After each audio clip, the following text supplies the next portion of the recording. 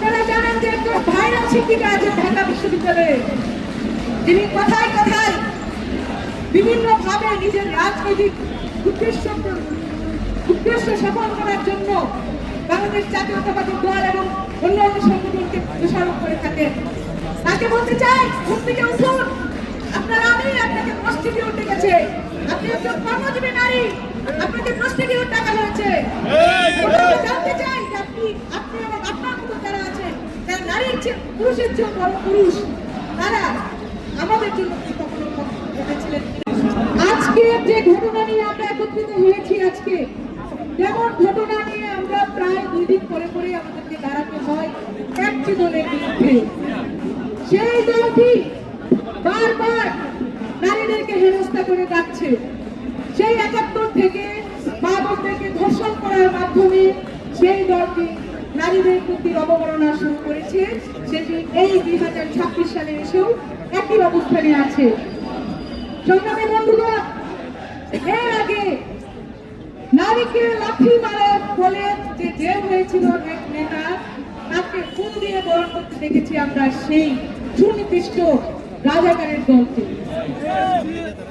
এরপরে শাহবাগে ঢাকা বিশ্ববিদ্যালয়ের শিক্ষার্থীকে কটূক্তি করার জন্য একজন জেলে পুরা হয়েছিল, তাকেও একইভাবে জেল থেকে ছাড়িয়ে আনা হয়েছিল।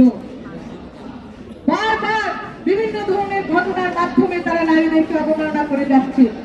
সোশ্যাল মিডিয়ায় আপনারা ঢুকতে পারবেন না, প্রতিদিন আমাদের নারী নেত্রীরা বিভিন্ন শ্রেণী পেশার নারীদেরকে নিয়ে তারা যে মন্তব্য করে যাচ্ছে, সেগুলি আসলে মানুষের পক্ষে দেখা এবং শোনার কোনোটাই সম্ভব হয়ে ওঠে না।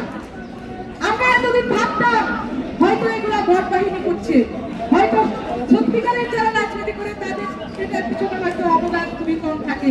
কিন্তু আপনারা দেখছেন আমরা আবারও ভুল প্রমাণিত হয়েছি। আবারও আপনাদের বিশ্বাস করতে চেয়েছিলাম এদেরকে, সেখান থেকে আমরা আবারও আমাদেরকে নিচে নামতে হয়েছে।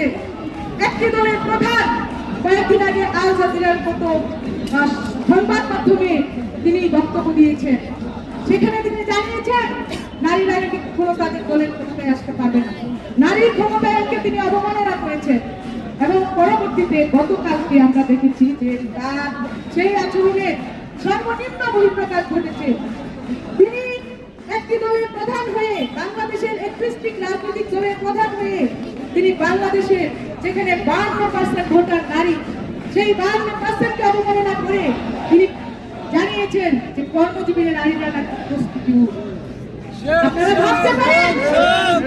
ভাবতে পারেন যে একটি দলের প্রধান এইটি বলার পরেও এখনো তারা দাবি করছে বাংলাদেশের মতো জায়গায় তারা রাজনীতি করার অধিকার রাখে। সংগ্রামী বন্ধুগণ, এদের এই নারী অবমাননা, বারবার নারীকে অস্বীকার করার যে প্রবণতা, তাকে সেই দিকে আমরা রুখে দেব। তাদেরকে বাংলাদেশে যদি রাজনীতি করতে হয়, এই 52% ভোটার নারীর কাছে ক্ষমা চেয়ে, হাত জুড়ে ক্ষমা চেয়ে তাদেরকে বাংলাদেশে রাজনীতি করতে হবে। এছাড়া আমাদের কাছে কোনো অপশন নেই। আপনারা জানেন কিছু নারী নামধারী নারী পুরুষের চেয়েও বড় পুরুষ কিছু নারী আছে যারা তাদেরকে নিরপেক্ষ বলে দাবি করে। তাদের গলার সুর গতকাল থেকে বন্ধ হয়ে আছে। তাদের গলার সুর বাড়ত যদি হিজাব নিয়ে কেউ কোনো কথা বলতো, কিন্তু সাধারণ নারীদের, সাধারণ কর্মজীবী নারীদের নিয়ে তাদের কোনো গলা শুনে না।